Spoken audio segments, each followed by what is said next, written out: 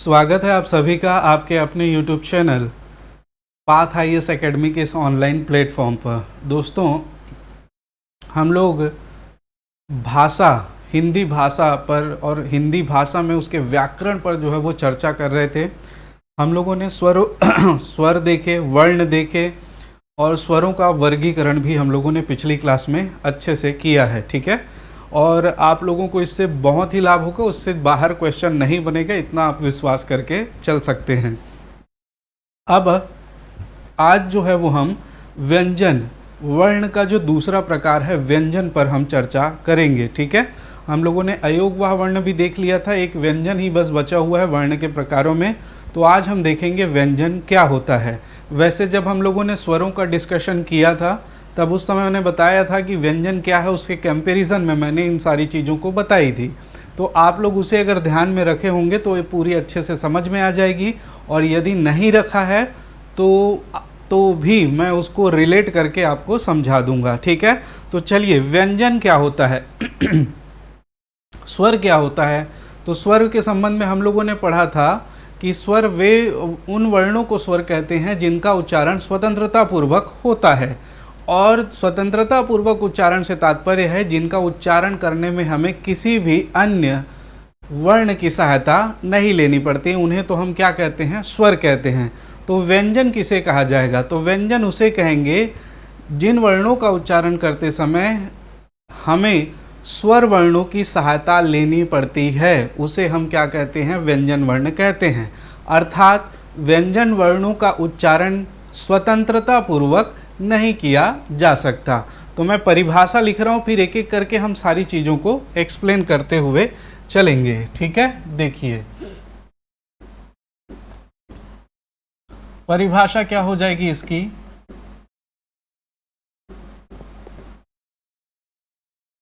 परिभाषा देखिए,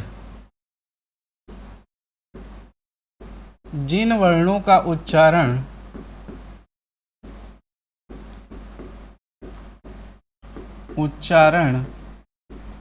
स्वतंत्रता पूर्वक नहीं हो सकता, स्वतंत्रता पूर्वक नहीं होता, जिन वर्णों का उच्चारण स्वतंत्रता पूर्वक नहीं होता है। ठीक है, स्वतंत्रता पूर्वक नहीं होता है, इसका तात्पर्य क्या, इसका तात्पर्य ये कि उनका उच्चारण करने के लिए हमें या इन वर्णों के उच्चारण के लिए हमें, या हमें को काट दीजिए, ये तो आपको समझाने के, उच्चारण के लिए स्वरों की सहायता लेनी पड़ती है, स्वरों की सहायता लेनी पड़ती है।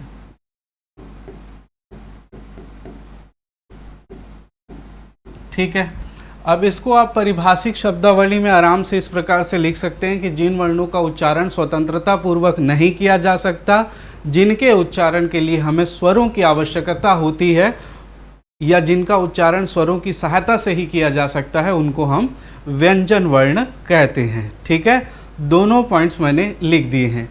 इसके अलावा एक और चीज़ हम इसमें देखते हैं प्राण वायु के आधार पर। पहली क्लास में मैंने बताया था कि जब हम किसी भी वर्ण का उच्चारण करते हैं तो हमारे मुख से जो है वो वायु, हवा जो है वो बाहर निकलती है, कुछ ना कुछ मात्रा में वायु जो है वो बाहर निकलती है, उसे ही हम क्या कहते हैं, प्राण वायु कहते हैं। अब ये जो प्राण वायु है मित्रों, तो ये स्वरों का जब उच्चारण करते हैं तो ये प्राण वायु मतलब जो सांस हम ले रहे हैं, प्राण के लिए जो आवश्यक वायु है वही प्राण वायु है। तो प्राण वायु जो है, श्वास जो है वो एक ही बार में सीधा अंदर से बाहर की ओर निकल जाती है। जैसे आप उच्चारण करिए अ, तो हवा सीधे अंदर से बाहर की ओर निकल गए, उसे कहीं भी बाधा का सामना नहीं करना पड़ा, घर्षण का सामना नहीं करना पड़ा। जैसे आ, जैसे ई, जैसे ऊ, जैसे री, जैसे ए, ओ, आप कोई भी स्वर का उच्चारण कर लीजिए, ठीक है। लेकिन व्यंजन वर्णों के समय हमें क्या हो जाता है, हम व्यंजन वर्णों के लिए हमें परिस्थितियां अलग हो जाती है। व्यंजन वर्णों का उच्चारण करते समय प्राणवायु जो है वो कुछ ना कुछ बाधा के साथ, संघर्ष के साथ या घर्षण के साथ जो है वो मुख विवर से बाहर निकलती है, ठीक है। तो यहाँ पर दूसरी परिभाषा हम इसमें इंगित करके लिख लेंगे क्या,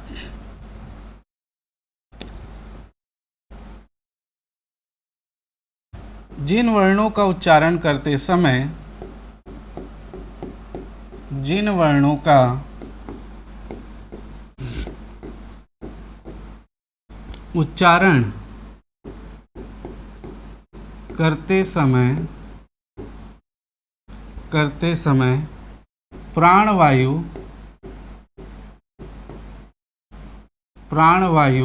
मुख विवर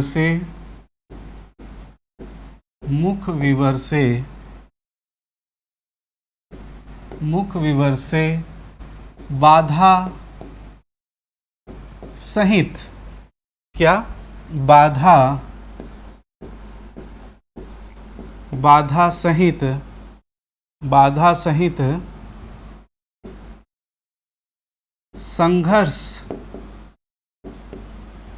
सहित संघर्ष या घर्षण के साथ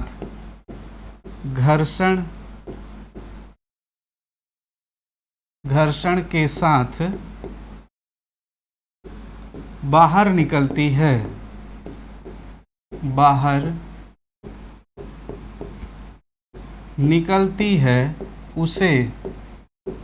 उसे क्या कहते हैं, व्यंजन कहते हैं।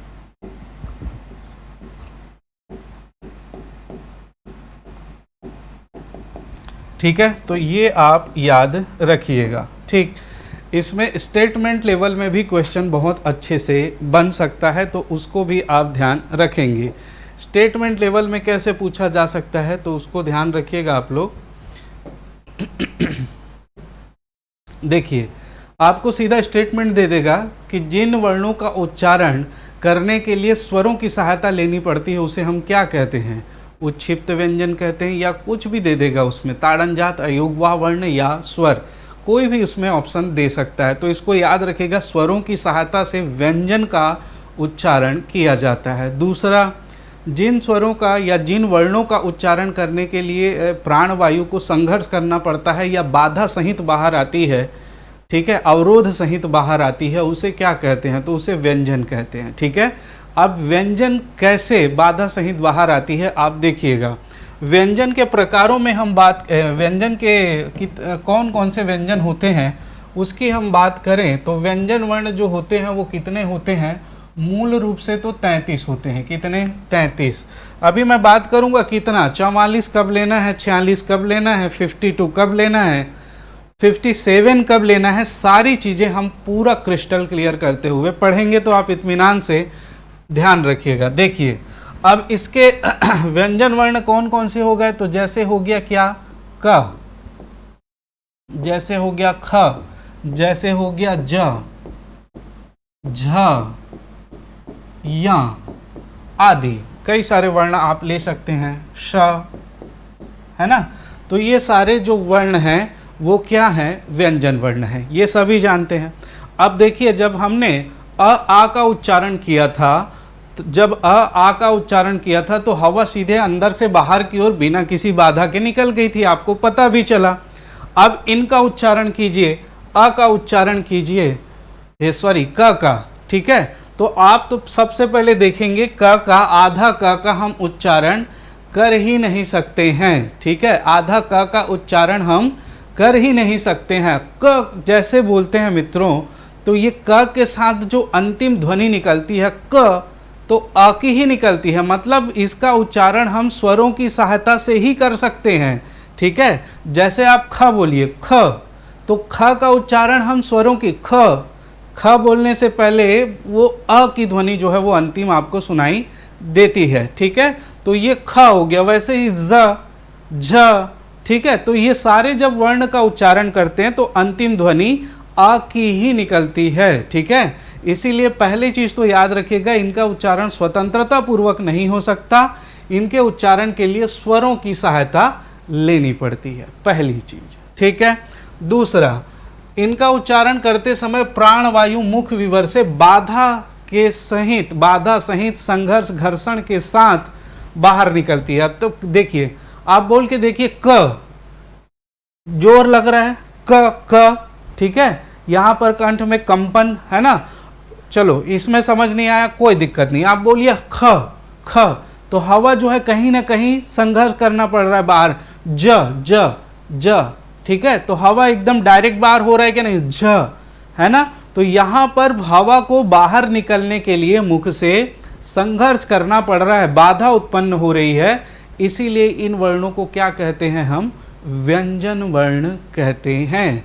इस बात को आप ध्यान रखिएगा। मेरे ख्याल से ये पूरी तरह से आपका समझ में आ गया है। ठीक है, चलिए तो आगे बढ़ते हैं। आगे हम इसी में देखते हैं दोस्तों, परिभाषा हमने देखी।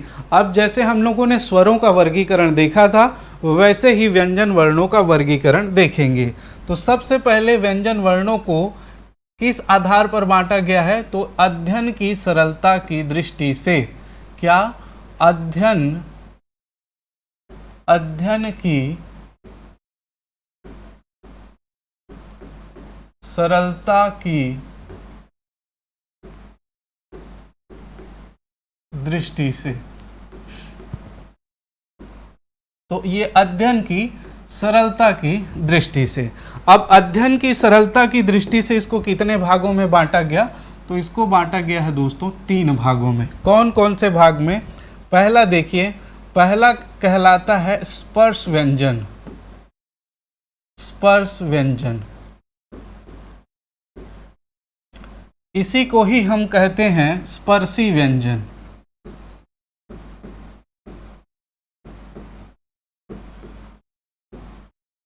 इसी को ही कहते हैं हम स्पर्श व्यंजन।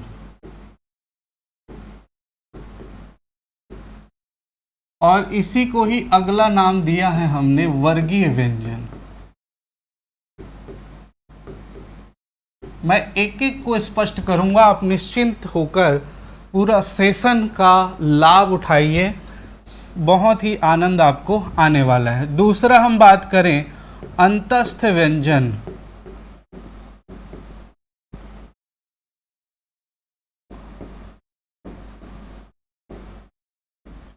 और तीसरा हम बात करें ऊष्म व्यंजन।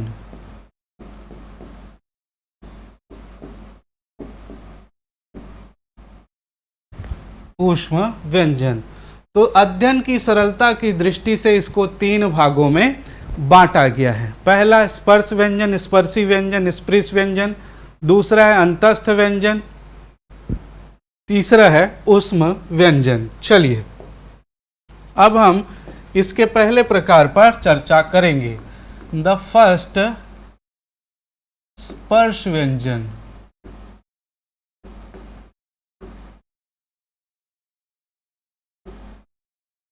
ठीक है, या स्पर्शी व्यंजन।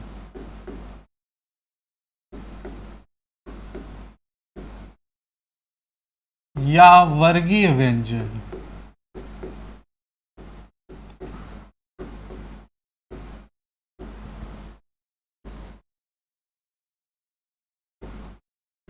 देखिए किसे कहेंगे स्पर्श व्यंजन। स्पर्श से, शब्द से ही आपको पता चल रहा होगा, स्पर्श मतलब छूना, टच करना। ठीक है, स्पर्श करना, टच करना, छूना। तो किसको टच करना?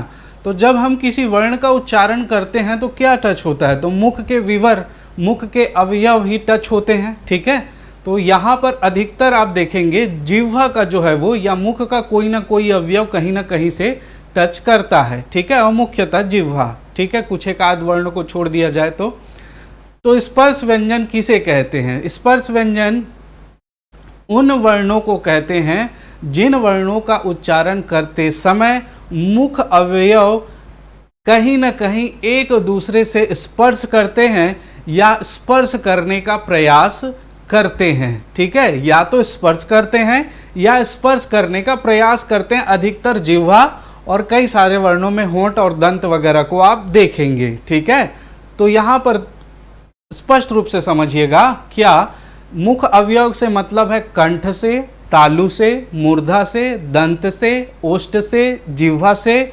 अलिजिह्वा से, काकल्य से। ये सभी स्वर यंत्र कहलाते हैं। ठीक है, क्या कहलाते हैं?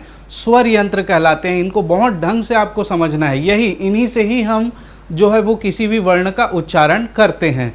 तो देखिएगा क्या होता है स्पर्श व्यंजन।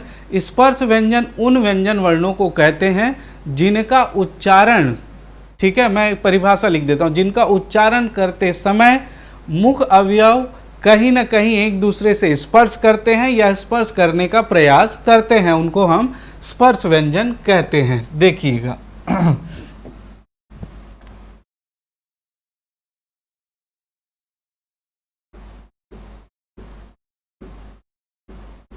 जिन वर्णों का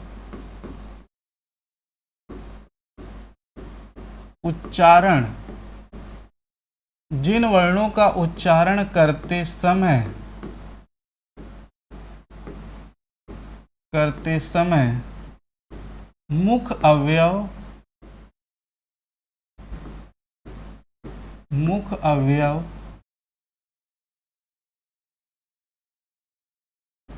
मुख अवयव एक दूसरे से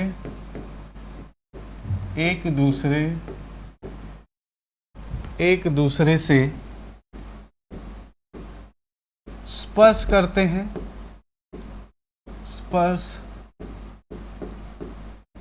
हैं या स्पर्श करने का प्रयास करते हैं।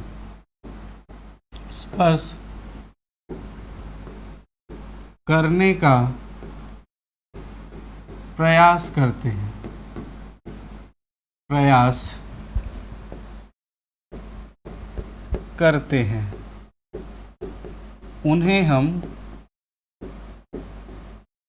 उन्हें क्या कहते हैं? उन्हें स्पर्श व्यंजन कहते हैं।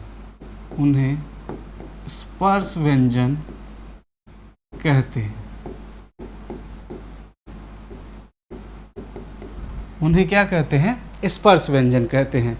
तो जिन वर्णों का उच्चारण करते समय मुख अवयव क्या होते हैं? एक दूसरे को स्पर्श करते हैं या स्पर्श करने का प्रयास करते हैं। ठीक है, जैसे मैं ज बोलूं तो जिह्वा का तालु से, ठीक है, जैसे मैं त बोलूं तो जिह्वा का दंत से। इस प्रकार से जिन वर्णों का उच्चारण करते वक्त मुख अवयव एक दूसरे को स्पर्श करे या स्पर्श करने का प्रयास करे, उन्हें स्पर्श व्यंजन कहते हैं। ठीक है, मेरे ख्याल से आपका स्पष्ट रूप से क्लियर है। लेकिन ये तभी जब क्या अध्ययन की सरलता की दृष्टि से पूछा जाए तब।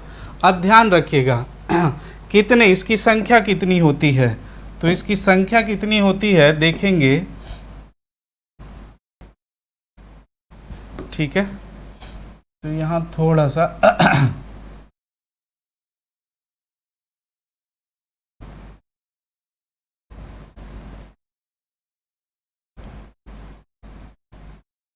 इस प्रकार से आप भी बना लेंगे ताकि आपको जो चीज़ें हैं वो क्लियर और लंबे समय तक याद रहे। ठीक है,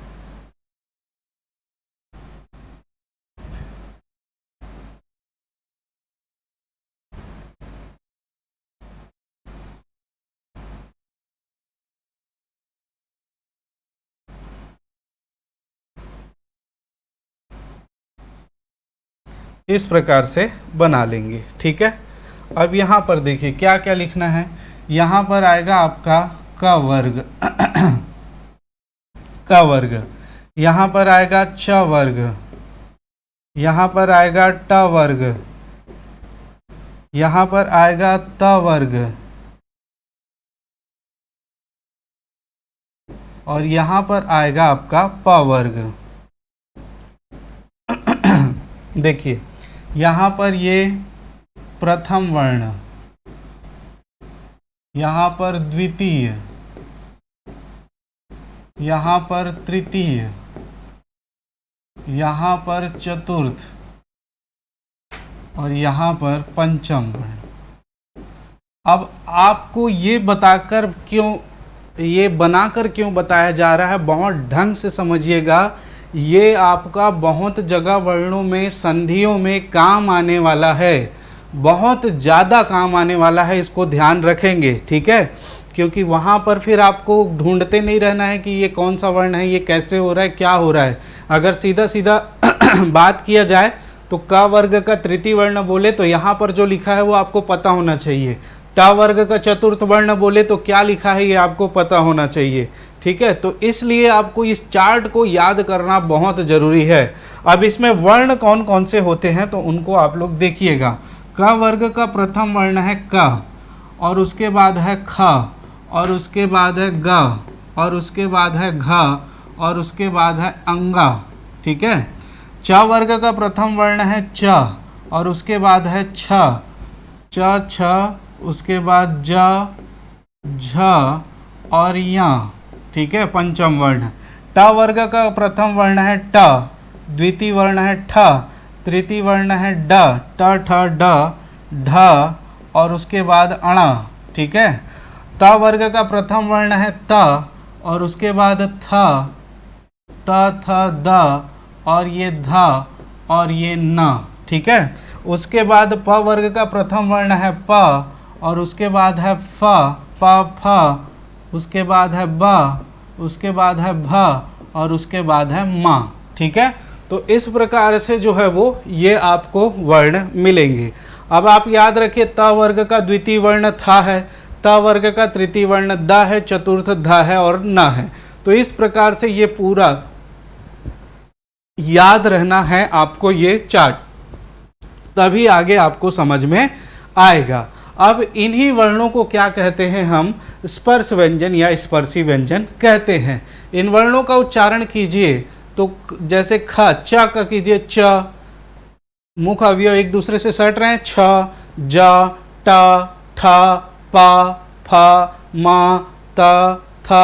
कहीं ना कहीं या तो दंत से ओष्ठ मिलेगा, या ओष्ठ से ओष्ठ मिलेगा, या कंठ से तालु से जो है वो जिह्वा मिलेगा। इस प्रकार से कहीं ना कहीं से जो है मुख के अवयव, स्वर यंत्र आपस में क्या होते हैं? जुड़ते हैं, स्पर्श करते हैं या स्पर्श करने का प्रयास जरूर करेंगे। इसलिए इसको क्या कहेंगे हम? स्पर्शी व्यंजन, स्पृश व्यंजन, स्पर्श व्यंजन। कुछ भी पूछे अध्ययन की सरलता की दृष्टि से आप ध्यान रखिएगा, ये 25 इसके वर्ण होते हैं, ठीक है। कितने होते हैं? 25। क्लियर? चलिए अब हम बात करें कि इसको वर्गीय व्यंजन क्यों कहा जाता है। वर्गीय व्यंजन, इसी को ही वर्गीय व्यंजन कहते हैं। क्यों? क्योंकि आपने वर्ग, वर्ग किसको कहते हैं दोस्तों? स्क्वायर, ठीक है। वर्ग किसको कहते हैं? स्क्वायर। और वर्ग की परिभाषा आप जानते होंगे, जिसकी लंबाई और चौड़ाई क्या होती है? बराबर होती है। लंबाई और चौड़ाई क्या होती है? बराबर होती है। लंबाई जितनी है उतनी ही क्या होगी? चौड़ाई होगी। चौड़ाई जितनी है उतनी ही क्या होगी? लंबाई होगी, ठीक है। तो इसे ही क्या कहते हैं? वर्ग कहते हैं। अब यहाँ पर इसको देखेंगे तो यहाँ पर अगर ये वर्णों का जो कितने वर्ण है क वर्ग में, तो 5 वर्ण आपको दिखेंगे, ठीक है। 1 2 3 4 और 5। और नीचे भी देखेंगे तो 1 2 3 4 और 5।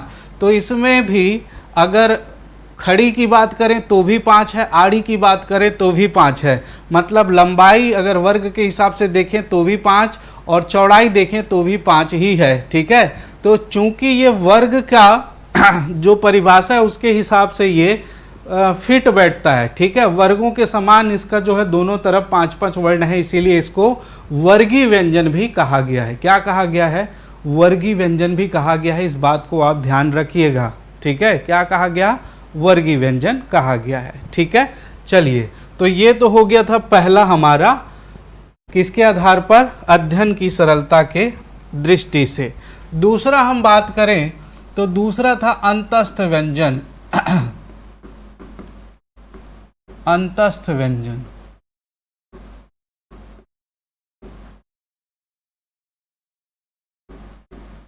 अंतस्थ व्यंजन किसे कहते हैं?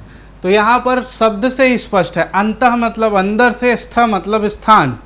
वे वर्ण जिनका उच्चारण करते समय प्राण वायु जो है वो अंदर के स्थान से सीधे बाहर की ओर निकल जाती है, ठीक है, या ध्वनि जो है अंदर से सीधे बाहर की ओर निकल जाती है, उसे हम अंतस्थ व्यंजन कहते हैं, ठीक है। तो ये परिभाषा तो हम लोगों ने स्वर में भी पढ़ा था। तो स्वर और व्यंजन में फिर क्या अंतर हुआ, अंतस्थ व्यंजन में बहुत सारा प्रश्न आपके मन में आएगा। तो इसको एक एक करके हम देखते हैं। पहले मैं आपके लिए परिभाषा लिख दूं, फिर आगे हम लोग चर्चा करेंगे, ठीक है। तो वे व्यंजन वर्ण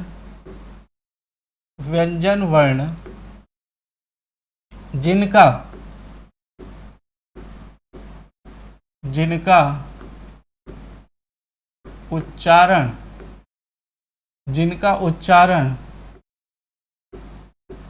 करते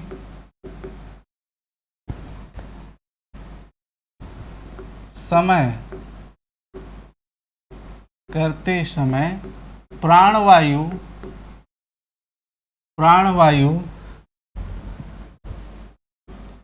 सीधे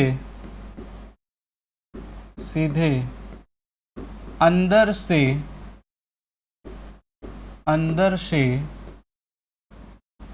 बाहर की ओर निकल जाती है। किसके? मुख के अंदर से, ठीक है।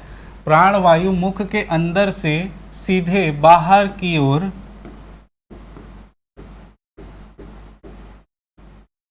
निकल जाती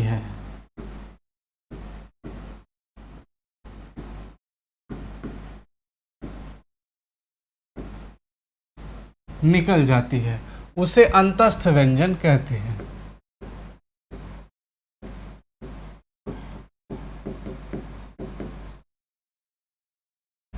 उसे अंतस्थ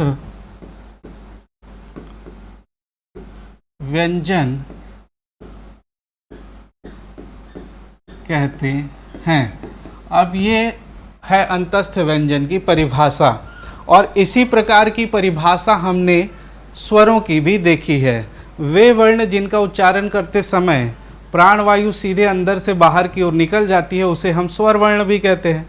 लेकिन यहाँ पर मैं लिखा हूँ वे व्यंजन वर्ण, तो यहाँ पर थोड़ा सा डिफरेंट यही है। अब बात करें इसकी संख्या कितनी होती है, तो इसकी संख्या होती है 4। अंतस्थ व्यंजनों की संख्या कितनी होती है? 4 होती है। तो कौन कौन सी 4 होती है, तो देखिएगा। एक होता है य, दिख रहा है क्या? चलिए दूसरे में लिखें। एक है आपका य, ठीक है, एक है आपका र, एक है आपका ल, और एक है आपका व। यही 4 वर्ण जो हैं वो क्या कहलाते हैं? अंतस्थ व्यंजन कहलाते हैं।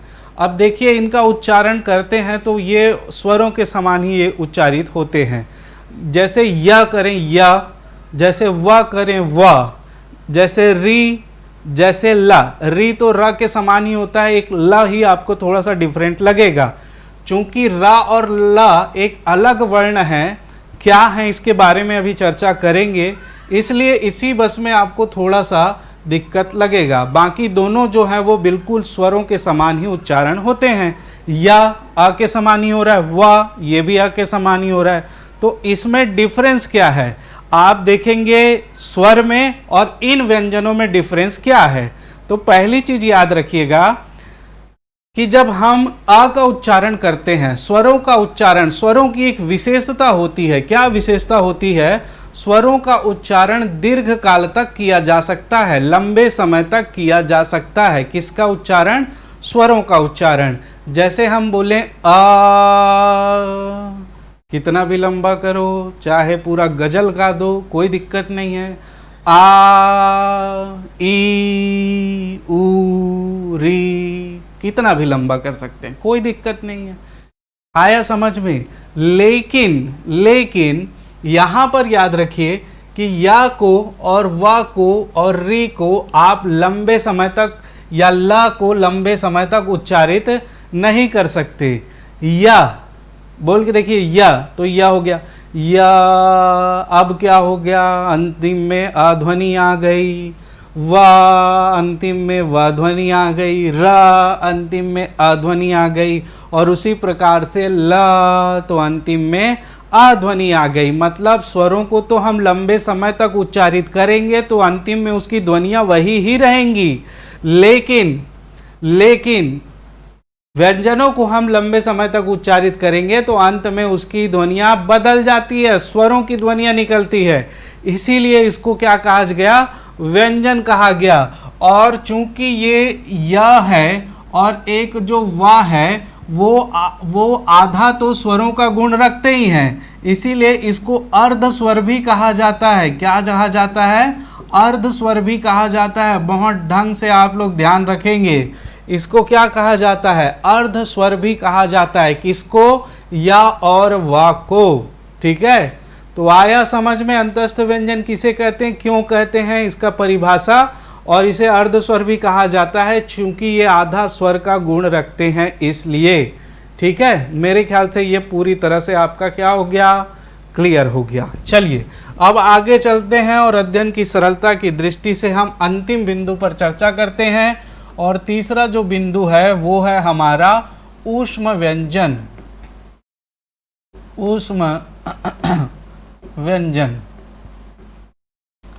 अब ये ऊष्म व्यंजन, मैंने कहा कि हिंदी में जितने भी पारिभाषिक शब्दावली हैं वो अपनी परिभाषा स्वयं ही गढ़ देती हैं, स्वयं ही बता देती हैं। ठीक है, जैसे ऊष्म व्यंजन में हमको दिख रहा है ऊष्म, क्या दिख रहा है, ऊष्म दिख रहा है। ठीक है, तो इसी से ही आप इसका परिभाषा बना लीजिए। क्या, तो ये कि ऊष्म व्यंजन उन व्यंजन वर्णों को कहा जाता है जिनका उच्चारण करते समय हवा जो है वो घर्षण के साथ संघर्ष करते हुए बाहर निकलती है।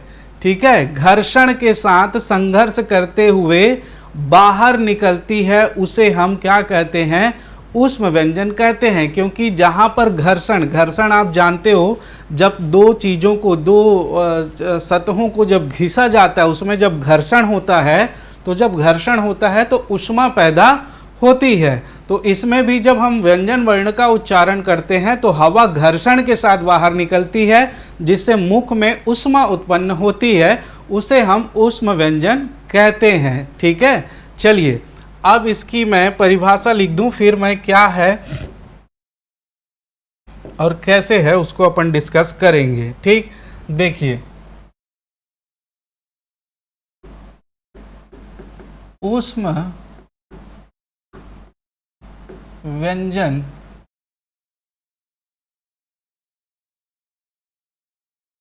उन व्यंजनों को, उन व्यंजन वर्णों को, उन व्यंजन वर्णों को कहा जाता है, ऊष्म व्यंजन उन व्यंजन वर्णों को कहा जाता है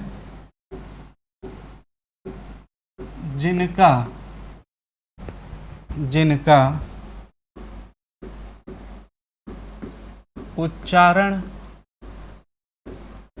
करते समय प्राणवायु मुख विवर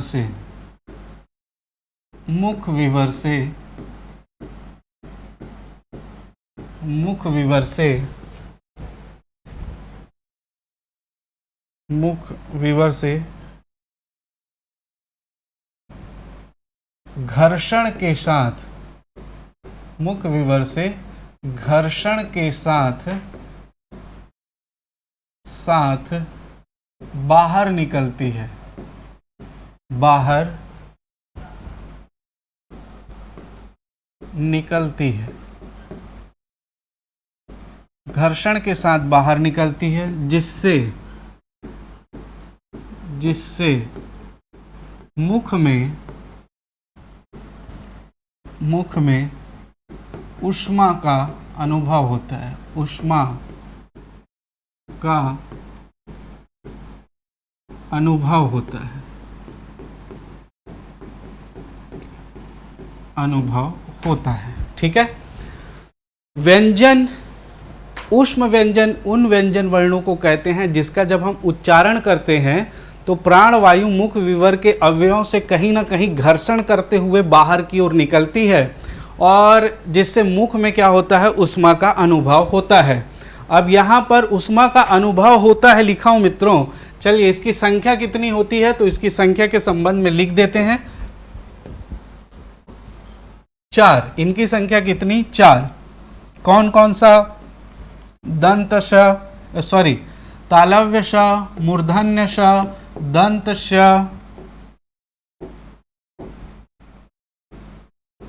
और ह। ये 4 वर्ण हैं जो क्या कहलाते हैं, ऊष्म व्यंजन कहलाते हैं। 4 वर्ण हैं जो क्या कहलाते हैं, ऊष्म व्यंजन कहलाते हैं। यदि बात करें श तो ये तालव्य श है, ठीक है, तालव्य श, उसके बाद मूर्धन्य श, उसके बाद दंत स और उसके बाद ह, ठीक है। अब इसका उच्चारण कीजिए श, श। अब यहाँ पर हम कोई भी स का उच्चारण वैसे ही कर देते हैं मित्रों, लेकिन ये जो है वो तालव्य श है, इसको हम क्या कहते हैं, तालव्य श, तालव्य। इसको हम क्या कहते हैं, मूर्धन्य श, मूर्धन्य श। और इसको हम क्या कहते हैं, तो ये है दंत श, दंत श, ठीक है। और ह जो है वो काकल्य वर्ण है। अब देखिए तालव्य श का उच्चारण यदि हम करेंगे तो जिह्वा जो है वो तालु के पास होनी चाहिए। मूर्धन्य श का उच्चारण करेंगे तो जिह्वा जो है वो मूर्धा के पास होना चाहिए। और यदि सा का उच्चारण करेंगे, ठीक है, यदि सा का उच्चारण दंत सा का तो जिह्वा दंत के पास होना चाहिए, ठीक है। वैसे ही हा, ठीक। तो यहाँ पर श तो जिह्वा तालु श, श। और मूर्धन्य स, स, मूर्धा। दांत और मसूड़ों के बीच का जो है हिस्सा वो मूर्धा कहलाता है, ठीक है। तो मूर्धा श और दंत स, दांत स, स, स, दांत के पास, ठीक। तो इस प्रकार से इसका उच्चारण आप सही ढंग से करेंगे तो सही ढंग से आप लिख भी पाएंगे और शुद्ध शब्द शुद्धि में आपको काम भी आएगा। अब देखिए मैं श का उच्चारण करूं, चाहे स का उच्चारण करूं, चाहे श का उच्चारण करूं, ह का उच्चारण करूं, तो हवा जो है वो घर्षण के साथ बाहर निकल रही है, ठीक है। जीवा श, घर्षण हो रहा है मुख के अवयव में। अब घर्षण मतलब एकदम से धर के रगड़ दी इसी की मत सोचू, ठीक है। नहीं तुम्हारा घर्षण तो नहीं हो मत सर, है ना। घर्षण मुख के अवयव में और हवा के बीच होगा, जो आपको थोड़ा सा एहसास बस होगा।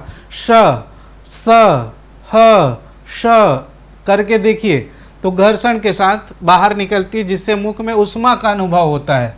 अब ऊष्मा का अनुभव होता है इसका मतलब ये नहीं जी कि आज से फिर घर में माचिस मारे की जरूरत नहीं है, लाइटर की जरूरत नहीं है। अपन मन के दाइल जा का थन दाई मोर मुख में ऊष्मा उत्पन्न हुई, श श स हा बोलूँ तन भग भग ले आकी बर जही उहिम जला ले, वैसे नहीं है।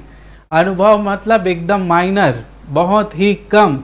और ये हमारे विद्वानों ने परिभाषा दी है, विद्वानों ने बताया है, उन्होंने बहुत शोध के साथ इन चीज़ों को व्यक्त किया है, ठीक है। तो यहाँ पर हल्का सा अनुभव होगा, जैसे श, श, ह आप करके देखिएगा, ठीक है। तो मेरे ख्याल से ये चीज़ें आप लोगों की जो है वो बहुत अच्छे से क्लियर हो गई है, ठीक। चलिए आगे चलते हैं, मेरे ख्याल से समझ में आ गया। अब एक जो हम पढ़ेंगे दोस्तों, ये तो हो गया अध्ययन की सरलता की दृष्टि से इसके 3 प्रकार। अब जो बात करेंगे हम घोष, नाद या कंपन के आधार पर, किसके आधार पर, घोष, नाद या कंपन के आधार पर। तो चलिए देखते हैं इसका जो है वर्गीकरण क्या होता है। देखिए दूसरा बात कर लें, घोष, नाद या कंपन के आधार पर, घोष, नाद या कंपन के आधार पर। तो घोष, नाद या कंपन ये क्या होता है इसको जानेंगे, है ना। घोष मतलब अब समझ रहे होगे आवाज की बात कर रहा है, नाद, कंपन। तो थोड़ा सा मैं पानी पी लूं। तो चलिए अब बात करें घोष, नाद या कंपन। घोष क्या है, घोष जब हम किसी वर्ण का उच्चारण करते हैं तो एक गुंजायमान ध्वनि निकलती है, नाद, कंपन जिसको बोलते हैं, घोष जिसको बोलते हैं, ठीक है। अंदर से गुंजायमान घ, क, तो ये जो ध्वनि है इसी को ही क्या कहा जाता है, घोष, नाद या कंपन कहा जाता है, ठीक है। तो इसको घोष, नाद या कंपन के आधार पर जो है वो दो भागों में मेनली बांटा जाता है। कितने भागों में बांटा जाता है? दो भागों में बांटा जाता है। पहला जिसे हम कहते हैं घोष व्यंजन, घोष व्यंजन, और इसी को ही कहा जाता है सघोष व्यंजन। घोष के साथ सघोष व्यंजन। अब ये होता क्या है मित्रों, घोष व्यंजन या सघोष व्यंजन क्या होता है? तो देखिए, जिनके उच्चारण में, ठीक है, जिनके उच्चारण में मुख के अवयव जो हैं पास आ जाते हैं और प्राण वायु या हवा जो है वो बाहर निकलते वक्त उनमें घर्षण होता है और स्वर यंत्रियों में कंपन उत्पन्न होता है। स्वर यंत्र मतलब वर्णों को बोलने के लिए हमारे मुख के अंदर जो यंत्र काम करते हैं उन्हें ही हम स्वर यंत्र कहते हैं, उन्हें ही हम मुख विवर कहते हैं। ठीक है, तो उनका जब पास आ जाता है तो हवा जब निकलती है तो कंपन, घोष, नाद, एक प्रकार की आवाज होती है, उसे हम घोष व्यंजन कहते हैं। ठीक है, तो घोष व्यंजन की परिभाषा क्या लिखेंगे? जिन वर्णों का उच्चारण करते समय स्वर यंत्रियों के पास आ जाने से हवा जब बाहर की, प्राण वायु जब बाहर की ओर निकलती है या प्राण वायु के बाहर निकलते समय स्वर यंत्रियों में कंपन उत्पन्न होता है, उसे हम क्या कहते हैं? घोष व्यंजन या सघोष व्यंजन कहते हैं। ठीक, तो इसकी परिभाषा मैं लिख देता हूं ताकि आपको समझ में आ जाए। ठीक, क्या? देखिए, जिन व्यंजन वर्णों का, जिन व्यंजन वर्णों का उच्चारण करते समय, जिन व्यंजन वर्णों का उच्चारण करते समय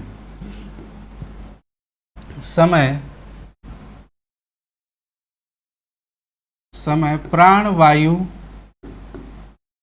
प्राण,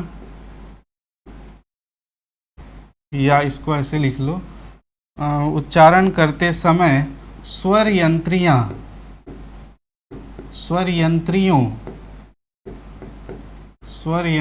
के पास स्वर यंत्रियों के पास आ जाने से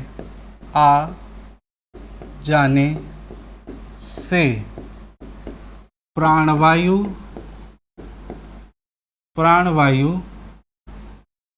आ जाने से प्राणवायु के बाहर निकलते समय उसमें मतलब स्वर यंत्रियों में, उसमें कंपन, घोष या नाद उत्पन्न होता है,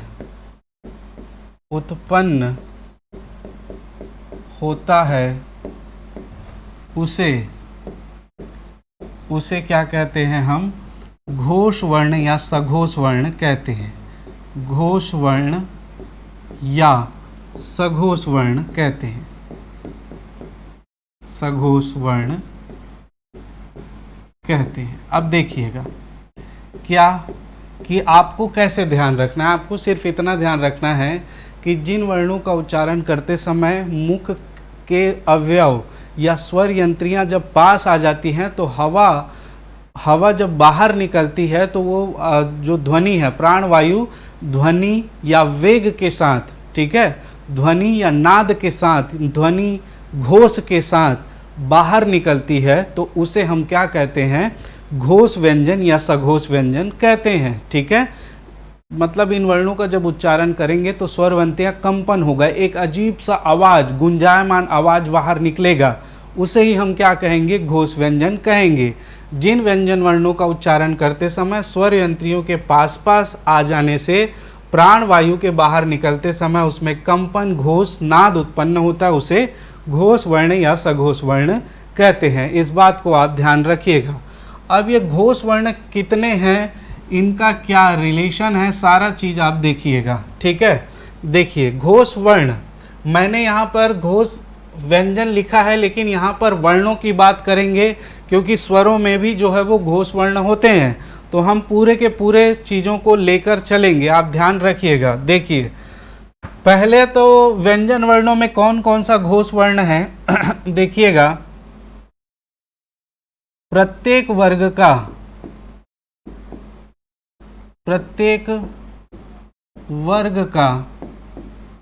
तृतीय, चतुर्थ और पंचम वर्ण, तृतीय, चतुर्थ और पंचम वर्ण, मैं यहाँ नेक्स्ट स्लाइड में लिखता हूं ताकि आपको समझाते बने। ठीक है प्रत्येक वर्ग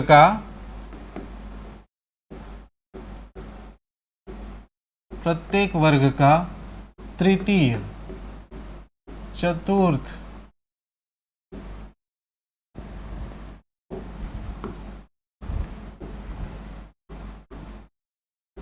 और पंचम वर्ण।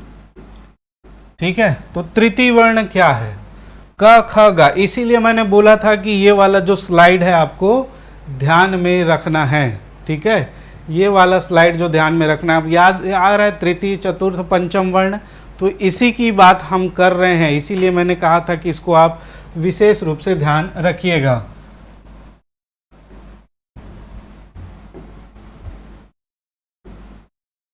क वर्ग का तृतीय, ग, क, ख, ग, घ और ये है अंगा। ठीक है, च वर्ग का च, छ, अब ये ज, च, छ, ज, झ और य।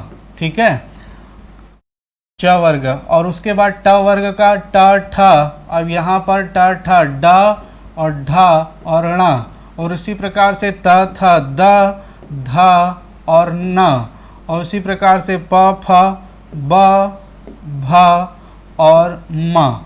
ये वर्ण जो हैं वो क्या कहलाते हैं, घोष वर्ण कहलाएंगे। क्या कहलाएंगे, घोष वर्ण कहलाएंगे। आप चिंता मत करें, मैं अंत में इनको याद रखने का ट्रिक भी आपको दूंगा। ठीक है, ट्रिक भी आपको दूंगा, तो आप निश्चिंत रहिएगा, मैं सारा चीज़ बहुत ही आसान कर दूंगा। वैसे ट्रिक नहीं है वो, एक सिंपल सा छोटा सा फॉर्मूला है, उससे आप याद रख सकते हैं। ठीक है, तो ये हो गया।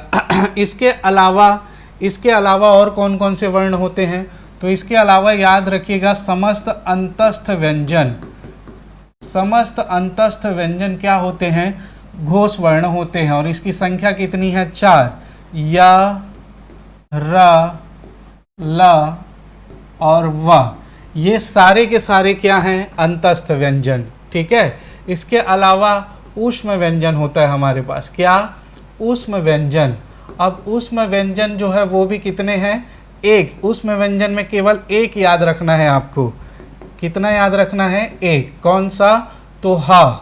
ठीक है, ऊष्म व्यंजन में ह जो है वो घोष वर्ण होता है। इसके अलावा आपको याद रखना है सभी स्वर क्या होते हैं, घोष व्यंजन होते हैं, घोष वर्ण होते हैं।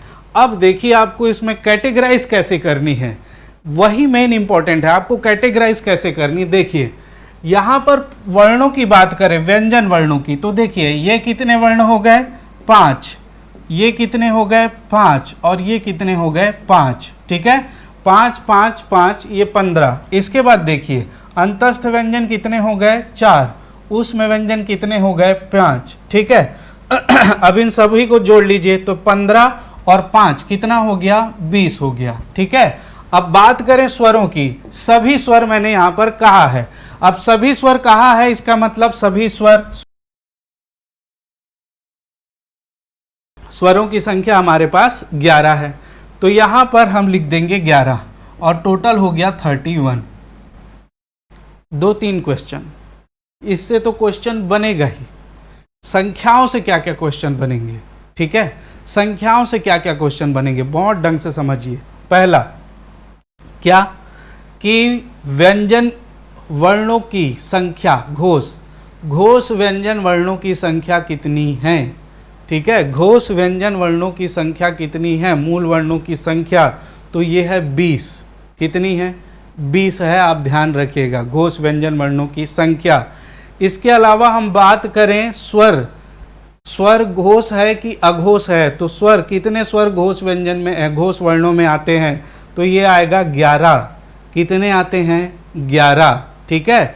अब ये पूछा कि टोटल घोष वर्णों की संख्या कितनी है। ठीक है, घोष वर्णों की संख्या, वर्णों, यहाँ व्यंजन की संख्या नहीं पूछ रहे, तो घोष वर्णों की संख्या कितनी है?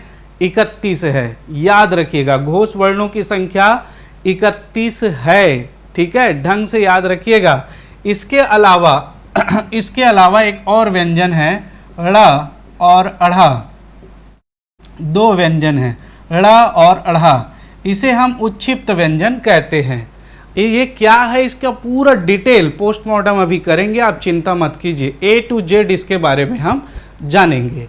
तो इन दोनों को भी इसमें शामिल किया जाता है। ठीक है, इसको भी शामिल किया जाता है, और अगर इसको मिलाकर देखा जाएगा तो वर्णों की संख्या, घोष वर्णों की संख्या 33 हो जाएगी। ठीक है, तो यहाँ पर याद रखेंगे, घोष वर्ण अगर पूछा जाए कितने हैं तो 31 हैं, ड़ा और अढ़ा को मिलाकर पूछा जाए कितना है तो 33 है। ये सभी के सभी क्या हैं, तो ये सभी के सभी जो हैं वो घोष वर्ण हैं, या सघोष व्यंजन या सघोष वर्ण हैं। ठीक है, मेरे ख्याल से आप लोगों को पूरी तरह से ये क्लियर हो गया। ठीक है, चलिए अब हम बात करें नेक्स्ट, दूसरा इसका जो प्रकार है उसे कहते हैं अघोष व्यंजन।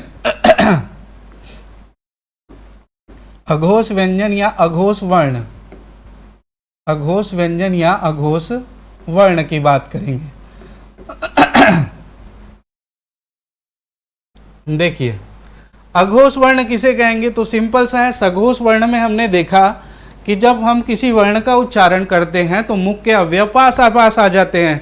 जब पास आ जाते हैं तो उनके बीच जब हवा गुजरती है तो उसमें एक अजीब सा कंपन, नाद या घोष होता है, उसे हम सघोष या घोष व्यंजन या वर्ण कहते हैं। ठीक, अब अघोष वर्ण किसे कहेंगे, तो अघोष वर्ण का उच्चारण करते समय जो स्वर यंत्रियां हैं वो निकट नहीं आती हैं, जिससे उसमें घोष, नाद या कंपन नहीं होता है, इसीलिए उसको अघोष वर्ण कहते हैं। ठीक है, तो इसमें सीधा और सिंपल आप ये भी लिख सकते हैं कि जिन वर्णों का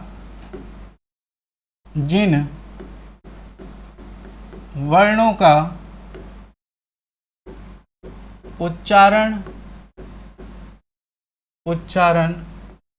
करने में स्वर यंत्रियों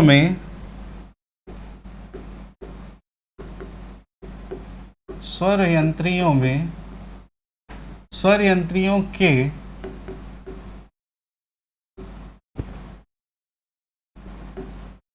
निकट नहीं आने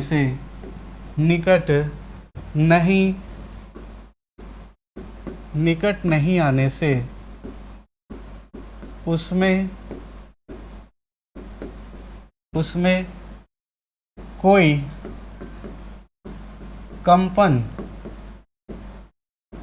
कंपन या नाद नहीं होता, उसे अघोष व्यंजन कहते हैं। उसे क्या कहते हैं? अघोष व्यंजन कहते हैं। ठीक है, तो यहां पर स्वर यंत्रियां पास आती नहीं, तो प्राणवायु जब निकलता है तो उसमें कोई भी कंपन, घोष, नाद या होता ही नहीं है, इसीलिए इसको क्या कहते हैं? अघोष वर्ण कहते हैं। इस बात को ध्यान रखें, मैं बार बार यूज कर रहा हूं वर्ण।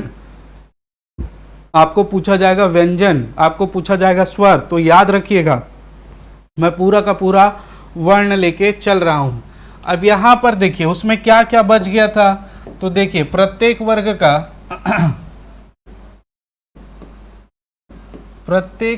का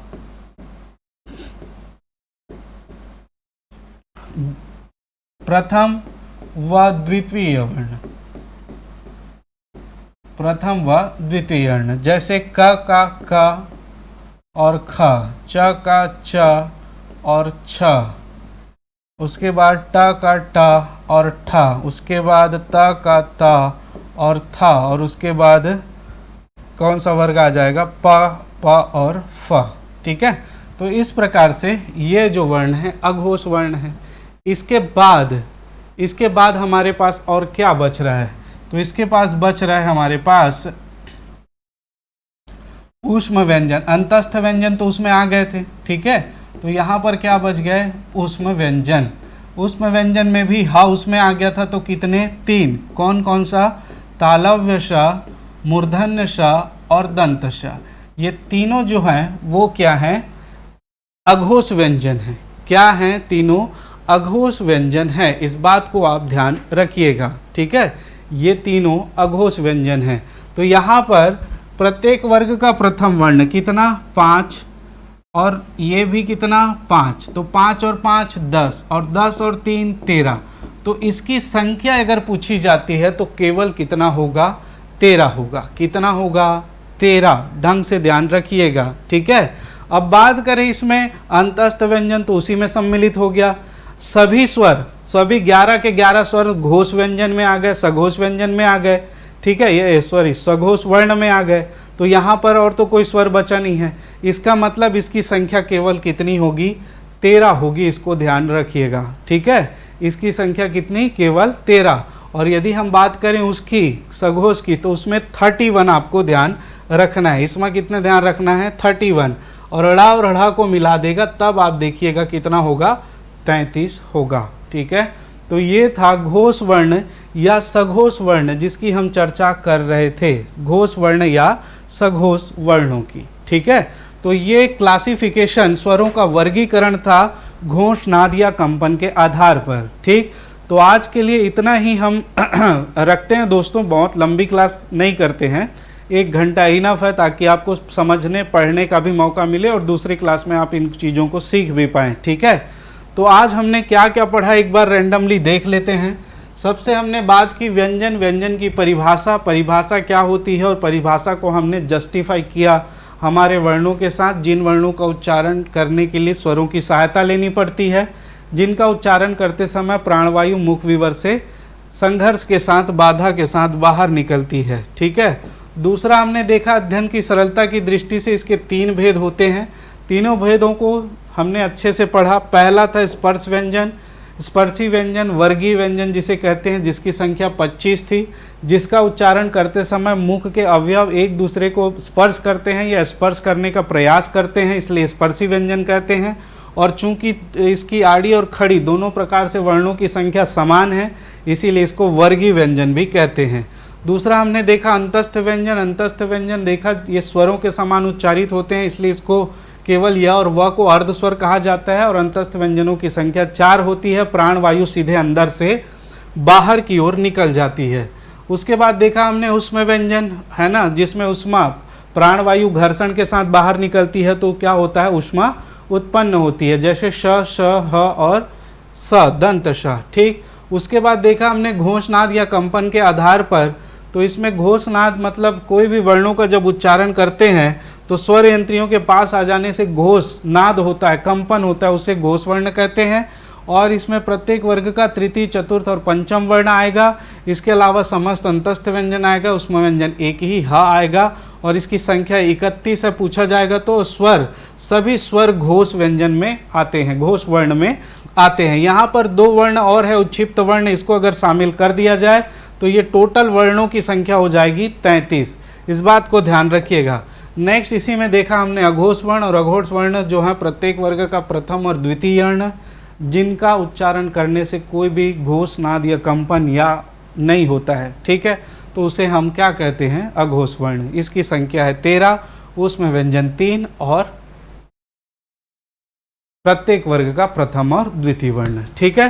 तो मेरे ख्याल से आज की कक्षा आपको समझ में आई होगी, तो प्लीज़ लाइक ज़रूर करें, और क्या कुछ इसमें समावेश किया जा सकता है उसके लिए कमेंट जरूर करें। आपका कमेंट, आपका प्यार, आपका स्नेह ऐसे ही बनाए रखिएगा, और अच्छी क्लास के लिए आप चैनल को सब्सक्राइब जरूर कर लें। आज के लिए इतना ही। आप सभी का बहुत बहुत धन्यवाद। जय हिंद, जय भारत, जय छत्तीसगढ़।